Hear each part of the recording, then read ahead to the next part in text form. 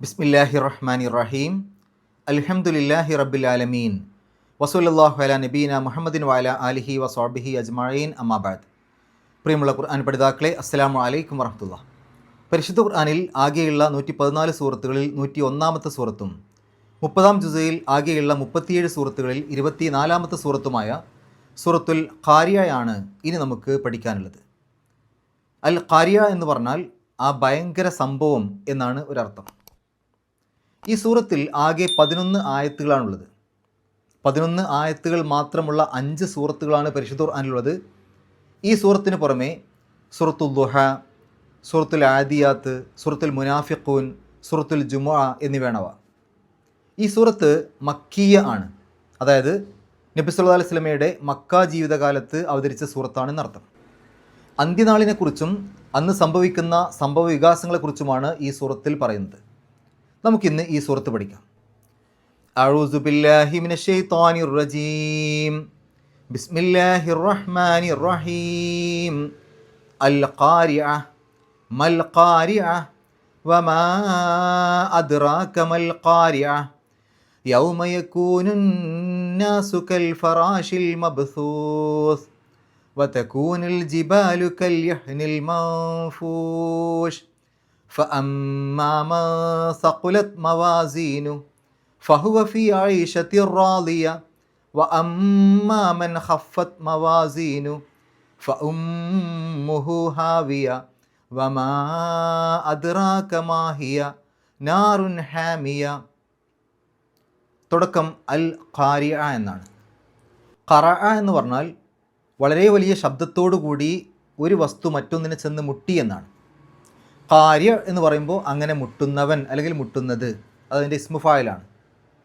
അതിൻ്റെ സ്ത്രീലിംഗ രൂപമാണ് ഖാരിയാത്ത്, മുട്ടുന്നവൾ അല്ലെങ്കിൽ മുട്ടുന്നത്.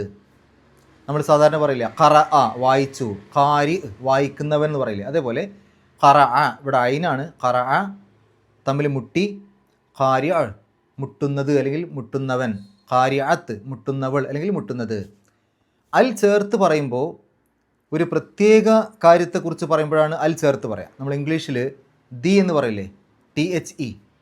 സാധാരണ ബുക്ക് എന്ന് പറഞ്ഞാൽ ഏത് ബുക്കും ആവാം. ദി ബുക്ക് എന്ന് പറയുമ്പോൾ ഏതോ ഒരു പ്രത്യേക ബുക്കിനെ ഉദ്ദേശിച്ചാണ് അത് പറയുന്നത്. അതേപോലെ അൽ ചേർത്ത് പറയുമ്പോൾ ഏതോ ഒരു പ്രത്യേക സംഭവത്തെക്കുറിച്ചാണ് പറയുന്നത്.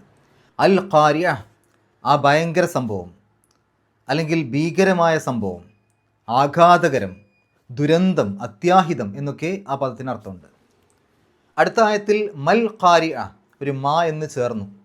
ആദ്യത്തെ ആയത്തിൽ വന്ന ആ പദത്തിൻ്റെ കൂടെ ഒരു മാ എന്ന് ചേർന്നു. മാ എന്ന് പറഞ്ഞാൽ എന്ത് എന്നാണ് ഇവിടെ അർത്ഥം. മാ എന്നുള്ളതിന് പല അർത്ഥങ്ങളുണ്ട്. നിഷേധിക്കാൻ വേണ്ടി അങ്ങനെ അല്ല എന്നുള്ള രൂപത്തിൽ വരാറുണ്ട്, അത് എന്നുള്ള അർത്ഥത്തിൽ വരാറുണ്ട്, എന്തൊരു എന്നുള്ള അത്ഭുതത്തിന് വേണ്ടി വരാറുണ്ട്. ഇവിടെ ചോദ്യത്തിന് വേണ്ടിയിട്ടാണ്. മാ എന്താണ്, അൽ ഖാരിഅ ആ ഭയങ്കര സംഭവം എന്താണ്. അടുത്ത ആയത്തിൽ വമാ അദ്റാക മൽ ഖാരിഅ. വമാ അദ്റാക, ദറ എന്ന് പറഞ്ഞാൽ അറിഞ്ഞു എന്നാണ്, അദ്റ എന്ന് പറഞ്ഞാൽ അറിയിച്ചു എന്നാണ്. അദ്റാക നിന്നെ അറിയിച്ചു. മാ അദ്റാക മാ എന്ത്, മാ അദ്റാക എന്താണ് നിന്നെ അറിയിച്ചത്. തുടക്കത്തിലൊരു വാവുണ്ട്, അത് അത്ഫിൻ്റെ വാവാണ്. തൊട്ട് മുമ്പത്തെ ആയത്തിൽ പറഞ്ഞ ആ കാര്യത്തോടു കൂടി ഈ കാര്യം കൂടെ ചേർത്ത് മനസ്സിലാക്കാൻ വേണ്ടിയിട്ട്. അപ്പോൾ വമാ അദ്റാക എന്താണ് നിന്നെ അറിയിച്ചത്. മൽ ഖാരിഅ മാ എന്താണ്, അൽ ഖാരിയ ആ ഭയങ്കര സംഭവം. അപ്പോൾ ആ ഭയങ്കര സംഭവം എന്താണ് എന്ന്, എന്താണ് നിന്നെ അറിയിച്ചത്, അതിനെ ചുരുക്കി നമുക്ക് ഇങ്ങനെ മനസ്സിലാക്കാം. ആ ഭയങ്കര സംഭവം എന്നാൽ എന്താണെന്ന് നിനക്ക് എന്തറിയാം, അല്ലെങ്കിൽ ആ ഭയങ്കര സംഭവത്തെക്കുറിച്ച് നിനക്ക് എന്തറിയാം. അടുത്ത ആയത്തിൽ യൗമ യകൂനു നാസു കൽ ഫറാഷിൽ മബ്സൂസ്. യൗമ ദിവസം, യകൂനു ആയിത്തീരുന്ന, കാന ആണ് ആകുന്നു, യകൂനു ആയിരുന്നു അല്ലെങ്കിൽ ആയിത്തീരുന്നു. അപ്പോൾ യൗമ യകൂനു ആയിത്തീരുന്ന ദിവസം, അന്നാസു ജനങ്ങൾ, ഇത് ചെറിയ സൂറത്തിൽ നമ്മൾ പഠിച്ചതാണ്, സൂറത്തുൻ നാസിൽ ഈ പദം പഠിച്ചതാണ്. അപ്പോൾ യൗമ യകൂനു നാസു ജനങ്ങൾ ആയിത്തീരുന്ന ദിവസം. കൽ ഫറാഷി, ക എന്ന് പറഞ്ഞാൽ പോലെ, അൽ ഫറാഷ് എന്ന് പറഞ്ഞാൽ ഫറാഷത്തിൻ്റെ ബഹുവചനമാണ് ഫറാഷ്. ഫറാഷത്ത് എന്ന് പറഞ്ഞാൽ പാറ്റ, ഫറാഷ് പാറ്റകൾ. അത് ഫിറാഷ് അല്ല കേട്ടോ. ഫിറാഷ് എന്ന് പറഞ്ഞാൽ വിരിപ്പ് അല്ലെങ്കിൽ പായ, തലയണ അങ്ങനെയൊക്കെയുള്ള അർത്ഥങ്ങളാണ് ഫിറാഷിന് വരിക. ഇത് ഫറാഷാണ്. പാറ്റ അല്ലെങ്കിൽ പാറ്റകൾ. ഫറാഷ് എന്ന് പറഞ്ഞാൽ പാറ്റകൾ, ഫറാഷത്ത് എന്ന് പറഞ്ഞാൽ പാറ്റ. ഫറാഷിൽ മബ്സൂസ്, ആ പാറ്റകളെ വിശേഷിപ്പിക്കുകയാണ്. അൽ മബ്സൂസ്. ബസ്സ എന്ന് പറഞ്ഞാൽ പരത്തി അല്ലെങ്കിൽ വ്യാപിപ്പിച്ചു എന്നാണ്. മബ്സൂസ് എന്ന് പറഞ്ഞാൽ പരത്തപ്പെട്ടത്, വ്യാപിപ്പിക്കപ്പെട്ടത്, അല്ലെങ്കിൽ ചിന്നിച്ചിതറിയ എന്ന് പറയാം. അപ്പോൾ ഫറാഷിൽ മബ്സൂസ്, ചിന്നിച്ചിതറിയ പാറ്റകൾ. കെൽ ഫറാഷിൽ മബ്സൂസ്, ചിന്നിച്ചിതറിയ പാറ്റകൾ പോലെ. ഒന്നിച്ചായത്തിൻ്റെ അർത്ഥം യൗമ യകൂനു നാസു കൽ ഫറാഷിൽ മബ്സൂസ്, ജനങ്ങൾ ചിന്നിച്ചിതറിയ പാറ്റുകൾ പോലെ ആയിത്തീരുന്ന ദിവസം. അടുത്ത ആയത്ത് വ തകൂനുൽ ജിബാലു കൽ എഹ്നിൽ മംഫൂഷ്. വ തക്കൂനു, വാവ് അത്തഫിൻ്റെ വാവാണ്. അത് മാത്രമല്ല ഇനി പറയുന്നതും തെക്കൂനു, നേരത്തെ യക്കൂനു പറഞ്ഞ അതേ അർത്ഥം ഇവിടെ തെക്കൂനു വരാൻ കാരണം സ്ത്രീലിംഗ് ആക്കിയതാണ്. എന്തുകൊണ്ട് എന്നുള്ളത് ഗ്രാമറിൻ്റെ സമയത്ത് പറയാം. കാന ആണ് ആകുന്നു, യക്കൂനു തെക്കൂനു എന്നൊക്കെ പറയുമ്പോൾ ആയിരുന്നു അല്ലെങ്കിൽ ആയിരിക്കുന്നു അല്ലെങ്കിൽ ആയിരിക്കും. അൽ ജിബാലു, ജബൽ എന്നുള്ളതിൻ്റെ ബഹുവചനമാണ് ജിബാൽ. ജബൽ എന്ന് പറഞ്ഞാൽ പർവ്വതം, ജിബാൽ എന്ന് പറഞ്ഞാൽ പർവ്വതങ്ങൾ. അപ്പോൾ വ തെക്കൂനുൽ ജിബാലു, പർവ്വതങ്ങൾ ആയിത്തീരുകയും ചെയ്യുന്ന എന്ന് പറഞ്ഞാൽ ആ യൗമിലേക്ക് ഇതും കൂടെ ചേർത്തു, അങ്ങനെ ആയിത്തീരുകയും ചെയ്യുന്ന ദിവസം എന്നാണ് ഉദ്ദേശിക്കുന്നത്. കെൽ യഹിനിൽ മംഫൂഷ്, അഹിൻ എന്ന് പറഞ്ഞാൽ അർത്ഥം രോമം. കെൽ യഹിൻ, രോമം പോലെ. അൽ മൻഫൂഷ്, നഫഷ എന്ന് പറഞ്ഞാൽ കടഞ്ഞെടുത്തു എന്നാണ്. മൻഫൂഷ്, കടഞ്ഞെടുക്കപ്പെട്ട. അപ്പോൾ കെൽ യഹിനിൽ മംഫൂഷ്, കടഞ്ഞെടുക്കപ്പെട്ട രോമം പോലെ. ഒന്നിച്ചായത്തിൻ്റെ അർത്ഥം വ തകൂനുൽ ജിബാലു കൽ യഹിനിൽ മംഫൂഷ്, പർവ്വതങ്ങൾ കടഞ്ഞെടുക്കപ്പെട്ട രോമം പോലെ ആയിത്തീരുകയും ചെയ്യുന്ന എന്ന് പറഞ്ഞാൽ ആയിത്തീരുകയും ചെയ്യുന്ന ദിവസം, അല്ലെങ്കിൽ ആയിത്തീരുകയും ചെയ്യും, അങ്ങനെയും അർത്ഥം കൊടുക്കാം. അടുത്ത ആയത്ത് ഫ അമ്മാമൻ സഖുലത് മവാസീനുഹു. ഫ എന്നുള്ളത് ഇസ്തിനാഫിയുടെ ഫ ആണ്. അതിന് പ്രത്യേകിച്ച് അർത്ഥം കൊടുക്കേണ്ടതില്ല. ഒരേ വിഷയം പറഞ്ഞു പോരുന്ന കൂട്ടത്തിൽ അതിൻ്റെ തുടക്കത്തിൽ വാവ് അല്ലെങ്കിൽ ഫ കൊടുക്കും. അതിനെയാണ് ഇസ്തിനാഫിയുടെ വാവ്, ഇസ്തിനാഫിയുടെ ഫ എന്നൊക്കെ പറയാം. അപ്പോൾ അതിന് പ്രത്യേകിച്ച് അർത്ഥം കൊടുക്കേണ്ട, അത് ആ ഒരേ വിഷയം തന്നെയാണ് പറഞ്ഞു പോരുന്നത് എന്ന് സൂചിപ്പിക്കാൻ വേണ്ടിയിട്ടാണ്. എന്നാൽ പുതിയൊരു കാര്യമായിരിക്കും. അപ്പോൾ ഫ അമ്മ എന്നുള്ളതിന് ഒന്നിച്ച് എന്നാൽ എന്നർത്ഥം കൊടുത്താൽ മതി. മൻ, ആർക്കാണോ അല്ലെങ്കിൽ ആരുടെയാണോ. സഖുലത്ത്, സഖുല കനം തൂങ്ങി. സഖുലത്ത് എന്നുള്ളത് സ്ത്രീലിംഗ് ആക്കാൻ വേണ്ടിയിട്ടാണ്. രണ്ടും ഒരേ അർത്ഥം. സഖുല അല്ലെങ്കിൽ സഖുലത്ത്, കനം തൂങ്ങി. മവാസീനുഹു, വസന എന്ന് പറഞ്ഞാൽ തൂക്കി എന്നാണ്. വസ്ന്, തൂക്കം. മീസാൻ, മീസാൻ എന്ന് പറഞ്ഞാൽ തുലാസ്. മീസാൻ എന്നുള്ളതിന് തൂക്കം എന്ന അർത്ഥമുണ്ട്. അതിൻ്റെ ബഹുവചനമാണ് മവാസീൻ, തുലാസുകൾ അല്ലെങ്കിൽ തൂക്കങ്ങൾ. മവാസീനുഹു, അവൻ്റെ തുലാസുകൾ, അവൻ്റെ തൂക്കങ്ങൾ. ഫ അമ്മാമൻ സഖുലത് മവാസീനുഹു, എന്നാൽ ആരുടെ തുലാസുകളാണോ കനം തൂങ്ങിയത്, അല്ലെങ്കിൽ ആരുടെ കർമ്മങ്ങളാണോ കനം തൂങ്ങുന്നത്. ഫഹുവ ഫി ഐഷത്തി റാലിയ. ഫ അപ്പോൾ ഹുവ അവൻ, ഫി ഐഷത്തിൻ, ആഷ എന്ന് പറഞ്ഞാൽ ജീവിച്ചു, ഐഷത്ത് എന്ന് പറഞ്ഞാൽ ജീവിതം. ആയിഷ പേരിടാറില്ലേ, ആയിഷ. ആയിഷ എന്ന് പറഞ്ഞാൽ ജീവിക്കുന്നവൾ അല്ലെങ്കിൽ സജീവതയുള്ളവൾ, എല്ലാ കാര്യത്തിലും നല്ല സജീവമായിട്ട് കാര്യങ്ങൾ ചെയ്യുന്നവൾ. അപ്പോൾ ഇവിടെ ഈഷത്ത് ജീവിതം. ഫി ഐഷത്തിൻ, ജീവിതത്തിലായിരിക്കും. റാദിയ, റദിയ എന്ന് പറഞ്ഞാൽ തൃപ്തിപ്പെട്ടു, റാദിയ തൃപ്തിപ്പെട്ട, തൃപ്തികരമായ, സംതൃപ്തമായ. ഫഹുവ ഫി ഐഷത്തി റാദിയ, അപ്പോൾ അവൻ സംതൃപ്തമായ ജീവിതത്തിലായിരിക്കും. അടുത്തായത് വ അമ്മാമൻ ഹഫത്ത് മവാസീനുഹു. വാവ് അത്ഫിൻ്റെ വാവാണ്, തൊട്ട് മുമ്പത്തെ ആയത്തിൽ പറഞ്ഞ അതിലേക്ക് ചേർത്തുകൊണ്ട്. അമ്മ എന്നാൽ, മൻ ആരുടെ അല്ലെങ്കിൽ ആർക്ക്. ഹഫത്ത്, ഹഫ എന്ന് പറഞ്ഞാൽ കനം കുറഞ്ഞു. നേരത്തെ സക്കുല എന്ന് പറഞ്ഞില്ലേ, ആ സക്കുല എന്നുള്ളതിൻ്റെ വിപരീതമാണ് ഹഫ. സക്കുലത്ത് എന്നുള്ളതിൻ്റെ വിപരീതം ഹഫത്ത്. അപ്പോൾ കനം കുറഞ്ഞു എന്നർത്ഥം. ഹഫത്ത്. മവാസീനുഹു, അവൻ്റെ തുലാസുകൾ. വ അമ്മാമൻ ഹഫത്ത് മവാസീനുഹു, എന്നാൽ ആരുടെ തുലാസുകളാണോ കനം കുറഞ്ഞത്, അല്ലെങ്കിൽ ആരുടെ കർമ്മങ്ങളാണോ കനം കുറഞ്ഞത്. ഫ ഉമ്മുഹു ഹാവിയ. ഫ അപ്പോൾ ഉമ്മുഹു, ഉമ്മ് എന്ന് പറഞ്ഞാൽ മാതാവ് എന്നർത്ഥമുണ്ട്, കേന്ദ്രം എന്നർത്ഥമുണ്ട്, സങ്കേതം എന്നർത്ഥമുണ്ട്. അപ്പോൾ ഇവിടെ ഫ ഉമ്മുഹു, ഉമ്മുഹു അവൻ്റെ സങ്കേതം, അവൻ്റെ കേന്ദ്രം. ഫ ഉമ്മുഹു അപ്പോൾ അവൻ്റെ സങ്കേതം. ഹാവിയ, ഹാവിയ ആകുന്നു. ഹവ എന്ന് പറഞ്ഞാൽ ശരിക്ക് താഴേക്ക് വീണുന്ന, ഉയരങ്ങളിൽ നിന്ന് താഴേക്ക് വീണു. ഹാവിയ എന്നുള്ളത് നരകത്തിൻ്റെ ഒരു പേരാണ്. ഒരുപാട് താഴ്ചയുള്ളത് എന്ന് വേണമെങ്കിൽ അർത്ഥം കൊടുക്കാം. അത് നരകത്തിൻ്റെ ഒരു പേരാണ്. അപ്പോൾ ഇവിടെ നമുക്ക് ഹാവിയ എന്ന് തന്നെ പറയാം. ഫ ഉമ്മുഹു ഹാവിയ, അപ്പോൾ അവൻ്റെ സങ്കേതം ഹാവിയ ആകുന്നു. വമാ അദ്റാക്ക മാഹിയ, വമാ അദ്റാക്കയുടെ അർത്ഥം ഇനി പറയണ്ടല്ലോ. വമാ അദ്റാക്ക, നിനക്ക് എന്തറിയാം, എന്താണ് നിന്നെ അറിയിച്ചത്. മാഹിയ, മാ ഹിയ, ഹിയ എന്നുള്ള ശരിക്ക് 2 അക്ഷരങ്ങളുള്ള ഹാവും യാവും ചേർന്ന ഹിയ എന്നാണ്. ഇവിടെ ഒരു അവസാനത്തിലൊരു സുക്കൂനുള്ള ഹാ അധികരിച്ചു വന്നതാണ്. അതിന് സായിദ എന്ന് പറയും, അധികരിച്ചു വന്നതാണ്. അത് ശരിക്കും ആ പദത്തിലുള്ളതല്ല. അപ്പോൾ മാ എന്താണ്, ഹിയ അത്, ഹുവ എന്ന് പറഞ്ഞാൽ അവൻ, ഹിയ എന്ന് പറഞ്ഞാൽ അവൾ എന്ന് പറയാറില്ലേ. അപ്പോൾ സ്ത്രീലിംഗ രൂപത്തിൽ അത് എന്ന് പറയാൻ ഹിയ എന്ന് ഉപയോഗിക്കും. മാ ഹിയ, എന്തുകൊണ്ട് അവസാനത്തിൽ ഒരു സുക്കൂനുള്ള ഹാ വന്നു എന്നുള്ളത് നമുക്ക് അവസാനത്തിൽ പറയാം. വമാ അദ്റാക മാഹിയ, അത് എന്താണെന്ന് നിനക്ക് എന്തറിയാം. മാഹിയ, അത് എന്താണെന്ന്. വമാ അദ്റാക, നിന്നെ എന്താണ് അറിയിച്ചത്, അല്ലെങ്കിൽ നിനക്ക് എന്തറിയാം. വമാ അദ്റാക മാഹിയ, അത് എന്താണെന്ന് നിനക്ക് എന്തറിയാം. എന്നിട്ട് അതിൻ്റെ ഉത്തരം നാറുൻ ഹാമിയ, അവസാനത്തായത്ത്. നാറുൻ തീയാകുന്നു. ഹാമിയത്തുൻ, ഹമിയ എന്ന് പറഞ്ഞാൽ ചൂട് കഠിനമായി എന്നാണ്. ഹുമ്മ എന്ന് പറഞ്ഞാൽ പനി എന്നാണ്. അപ്പോൾ ഹാമിയ ചൂടുള്ള, കൊടും ചൂടുള്ള. നാറുൻ ഹാമിയ, കൊടും ചൂടുള്ള തീയാകുന്നു അത്. ഇനി നമുക്ക് വിശദീകരണത്തിലേക്ക് പോകാം. ഈ സൂറത്തിൻ്റെ തുടക്കം പോലെയുള്ള മറ്റൊരു സൂറത്തുണ്ട്, സൂറത്തുൽ ഹാക്ക. അതിൻ്റെ തുടക്കവും ഈ സൂറത്തിൻ്റെ തുടക്കം പോലെയാണ്. അൽ ഹാക്ക, മൽ ഹാക്ക, വമാ അദ്റാക മൽ ഹാക്ക, രണ്ടും ഒരേപോലെ തുടങ്ങുന്നത്. അവിടെ ഹാക്ക എന്നുള്ള പദപ്രയോഗവും വന്നത് അന്ത്യനാളിനെ സൂചിപ്പിക്കാനാണ്. ഈ സൂറത്തിൻ്റെ ആദ്യ ആയത്തിൽ അൽ ഖാരിഅ, ആ ഭയങ്കരമായ സംഭവം എന്ന് പറഞ്ഞിട്ട് നമ്മുടെ ഉള്ളിൽ ഒരു ചോദ്യമിട്ട് തന്നു.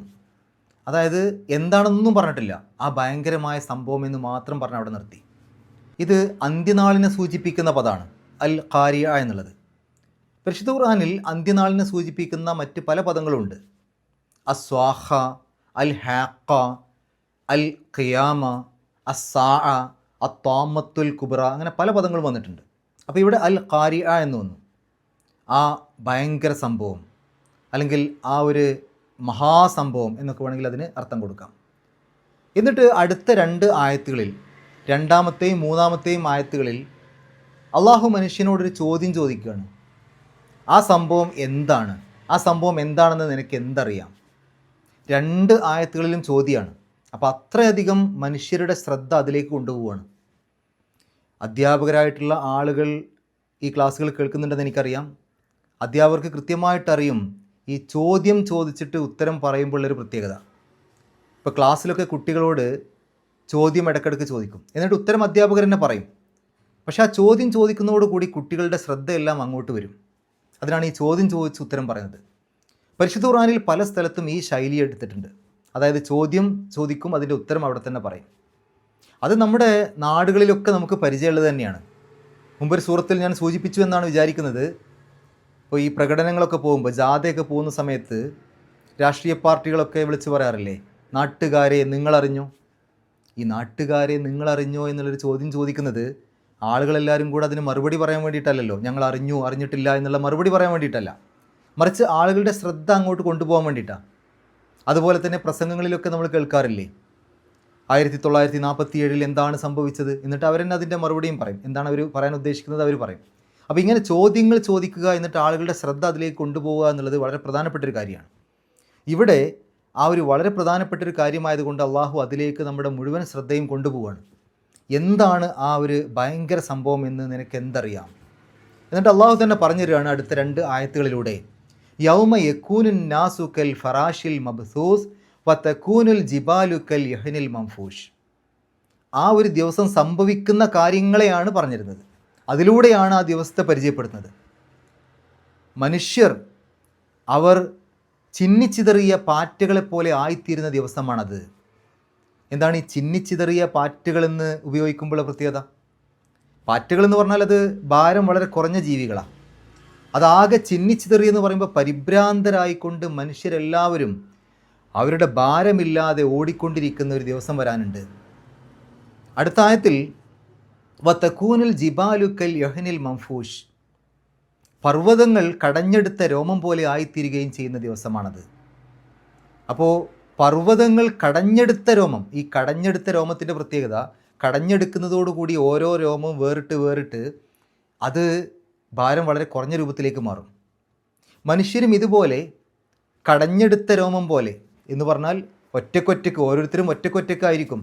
അവരവരുടെ ആ ഒരു എൻ്റെ ശരീരം അല്ലെങ്കിൽ ഞാൻ എന്ത് ചെയ്യുമെന്നുള്ള ബേജാറിൽ, ആ ഒരു വെപ്രാളത്തിൽ ഓടിക്കൊണ്ടിരിക്കുന്ന ദിവസമാണ്. ഇവിടെ നോക്കൂ നിങ്ങൾ, അള്ളാഹു 2 കാര്യങ്ങളെയാണ് എടുത്തു പറഞ്ഞത്. അപ്പോൾ അന്ത്യനാളിൽ ഈ രണ്ട് കാര്യങ്ങളെ ആകെ നടക്കൂ എന്നല്ല അതിൻ്റെ അർത്ഥം. അന്ന് സംഭവിക്കുന്ന പല കാര്യങ്ങളിൽ ഏറ്റവും മനുഷ്യൻ്റെ ചിന്തക്ക്, മനുഷ്യന് ഏറ്റവും കൂടുതൽ ചിന്തിക്കാൻ പറ്റുന്ന 2 പ്രധാനപ്പെട്ട കാര്യങ്ങൾ എടുത്തു പറഞ്ഞതാണ്. ഒന്ന്, മനുഷ്യൻ പാറ്റകളെപ്പോലെ, ചിന്നിച്ചിതറിയ പാറ്റകളെപ്പോലെ ആവും. മറ്റൊന്ന്, പർവ്വതങ്ങൾ കടഞ്ഞെടുത്ത രോമം പോലെ ആയിത്തീരുകയും ചെയ്യും. എന്താണ് ഈ മനുഷ്യരും പർവ്വതങ്ങളും തമ്മിലുള്ള ബന്ധം? നമ്മൾ ഈ ലോകത്തുള്ള ജീവിതം എടുത്ത് നോക്കുകയാണെങ്കിൽ ജീവജാലങ്ങളുടെ കൂട്ടത്തിൽ ഏറ്റവും കരുത്തുള്ള ഒരു ജീവി എന്നുള്ളത് മനുഷ്യനാണ്. കരുത്തുള്ളത് എന്ന് ഞാൻ പറയുമ്പോൾ അത് ശക്തി കൊണ്ടല്ല കേട്ടോ. ശക്തിയുള്ള ജീവികൾ മറ്റു പല മൃഗങ്ങളൊക്കെ മനുഷ്യരെക്കാൾ കൂടുതൽ ശക്തിയുള്ളവരുണ്ട്.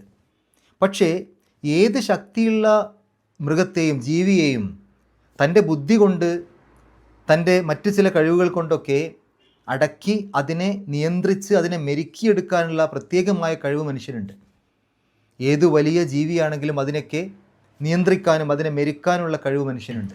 ആ അർത്ഥത്തിലാണ് മനുഷ്യൻ ഏറ്റവും കരുത്തുള്ളവനെന്ന് ഞാൻ പറഞ്ഞത്. ഇനി ജീവജാലങ്ങളല്ലാത്ത മറ്റ് പ്രകൃതി പ്രതിഭാസങ്ങൾ എടുത്ത് നോക്കുകയാണെങ്കിൽ ഏറ്റവും കരുത്തുള്ളത്, ഏറ്റവും ഉറപ്പുള്ളത് പർവ്വതങ്ങളാണല്ലോ. അപ്പോൾ ജീവജാലങ്ങളുടെ കൂട്ടത്തിലെ ഏറ്റവും കരുത്തുള്ളതിനെയും പറഞ്ഞു, പ്രകൃതി പ്രതിഭാസങ്ങളുടെ കൂട്ടത്തിലെ ഏറ്റവും കരുത്തുള്ളതിനെയും അള്ളാഹു പറഞ്ഞു. എന്നിട്ട് പറയാണ്, ഇത് രണ്ടും, ഈ ഏറ്റവും കരുത്തുള്ള രണ്ടും അന്നത്തെ ദിവസം നശിക്കും എന്ന് പറഞ്ഞാൽ ബാക്കിയുള്ളതിൻ്റെ കാര്യം പിന്നെ പറയേണ്ടതില്ല. ഇവിടെ നമുക്ക് ഇതോടൊപ്പം പല കാര്യങ്ങളും ചേർത്ത് മനസ്സിലാക്കാൻ സാധിക്കും. നോക്കൂ നിങ്ങൾ, ഏറ്റവും കൂടുതൽ ഉറപ്പുള്ള എന്ന് നമ്മൾ പറയാറുള്ള പർവ്വതങ്ങളൊക്കെ തകർന്ന് തരിപ്പണമാകും. അത് കടഞ്ഞെടുത്ത രോമം പോലെ ആകെ പാറി നടക്കും. പലവിധ കളറുകളുള്ള നൂലുകൾ പാറിപ്പറക്കുന്നത് പോലെ, അപ്പൂപ്പൻ താടികൾ പാറിപ്പറക്കുന്നത് പോലെ ഈ പർവ്വതങ്ങളിങ്ങനെ പാറി നടക്കും. അതൊക്കെ പൊടിയായി മാറും. അത്രയും ഉറപ്പുള്ളത് എന്ന് നമ്മൾ പറയാറുള്ള പർവ്വതങ്ങൾ. അപ്പോൾ അതിൻ്റെ ആ ഒരു കരുത്തൊക്കെ നശിച്ചു, അത് നിസ്സാരമായി. മനുഷ്യനും അതുപോലെ അന്നത്തെ ദിവസം നിസ്സാരനായി മാറും. അവൻ്റെ കരുത്തൊക്കെ അന്നത്തെ ദിവസം നഷ്ടപ്പെടുമെന്നർത്ഥം. അവൻ പാറ്റകളെപ്പോലെ ആകെ പരിഭ്രമത്തോടു കൂടി ഓടി നടക്കും. മാത്രമല്ല, ഈ ഭാരം കുറയും. പർവ്വതങ്ങളുടെയൊക്കെ ഭാരം കുറയുമ്പോഴാണല്ലോ ആ പർവ്വതം ആകെ ഇങ്ങനെ സഞ്ചരിക്കുക, അല്ലെങ്കിൽ ആ പർവ്വതം ആകെ പൊടിയാക്കി ആകെ പറത്തപ്പെടുക, അതിൻ്റെ ഭാരം കുറയുമ്പോഴാണ്. അതേപോലെ മനുഷ്യൻ്റെ ഭാരവും കുറയും. പക്ഷെ മനുഷ്യൻ്റെ ഭാരം അവൻ്റെ ആ ഒരു അഹങ്കാരത്തിൻ്റെ ഭാരമാണ് കുറയുക. എല്ലാം എനിക്ക് സാധിക്കും, എനിക്ക് ഒന്നും ബാധിക്കൂല, എന്ത് പ്രശ്നം വന്നു കഴിഞ്ഞാലും എൻ്റെ കഴിവ് കൊണ്ട് ഞാനതിനൊക്കെ മറികടക്കും, എൻ്റെ സമ്പത്ത് കൊണ്ട്, എൻ്റെ ബുദ്ധി കൊണ്ട് ഏത് പ്രശ്നവും ഞാൻ അതിജീവിക്കും എന്ന് ചിന്തിക്കുന്ന ആ ഒരു അഹങ്കാരത്തിൻ്റെ ഭാരമുണ്ടല്ലോ, തലക്കനം എന്ന് പറയുന്നത്, ആ തലക്കനം, ആ ഭാരമൊക്കെ അന്നത്തെ ദിവസം ഇല്ലാതാവും. അപ്പോൾ മനുഷ്യന് അവൻ്റെ ആ തരത്തിലുള്ള ഭാരം നഷ്ടപ്പെടും. അതേപോലെ തന്നെ ഏറ്റവും ഉറപ്പുള്ളത് എന്ന് നമ്മൾ പറയാറുള്ള പർവ്വതങ്ങൾക്ക് അതിൻ്റെ ഭാരമൊക്കെ നഷ്ടപ്പെട്ട് അതും പറത്തപ്പെടും, അല്ലെങ്കിൽ അത് പൊടിയാക്കപ്പെടും. അപ്പോൾ ഏറ്റവും കരുത്തുള്ളതൊക്കെ വളരെ നിസ്സാരന്മാരായിട്ട് മാറും. അന്ന് നിസ്സാരതയും നിസ്സഹായ അവസ്ഥയോ ഉണ്ടാവുക എന്ന് പറഞ്ഞാൽ അതിൻ്റെ ആ ഒരു അന്ത്യനാളിൻ്റെ ആ ഒരു അവസ്ഥയിൽ നിന്ന് ഒരാൾക്കും രക്ഷപ്പെടാൻ സാധ്യമല്ല. ആർക്കും അന്നത്തെ ആ ഒരു അന്ത്യനാളിൻ്റെ ആ ഒരു അവസ്ഥയിൽ നിന്ന് രക്ഷപ്പെടാൻ ഒരാൾക്കും സാധ്യമല്ല എന്നർത്ഥം. അതാണ് ഈ 2 ആയത്തുകളിലൂടെ അള്ളാഹു സൂചിപ്പിക്കുന്നത്. ഇനി 6 മുതൽ 11 വരെയുള്ള ആയത്തുകൾ എടുത്ത് നോക്കുകയാണെങ്കിൽ, ആരുടെ തുലാസുകളാണോ കനം കൂടിയത് അവർക്ക് ഏറ്റവും തൃപ്തികരമായ ജീവിതം ഉണ്ടാവും. ആരുടെ തുലാസുകളാണോ കനം കുറഞ്ഞത് അവർക്ക് ഹാവിയ ആയിരിക്കും ഉണ്ടാവുക. എന്താണ് ഹാവിയ? അത് ഏറ്റവും ചൂടുള്ള, കടുത്ത ചൂടുള്ള നരകമാകുന്നു, തീയാകുന്നു ആ ഹാവിയ. ഇതാണ് 6 മുതൽ 11 വരെയുള്ള ആയത്തുകളിൽ. അപ്പോൾ അന്നത്തെ ദിവസം ആരുടെ തുലാസുകളാണോ, ആരുടെ കർമ്മങ്ങളാണോ കനം തൂങ്ങുന്നത് എന്ന് പറയുമ്പോൾ ഒരു കാര്യം നമുക്ക് മനസ്സിലാക്കാൻ സാധിക്കും.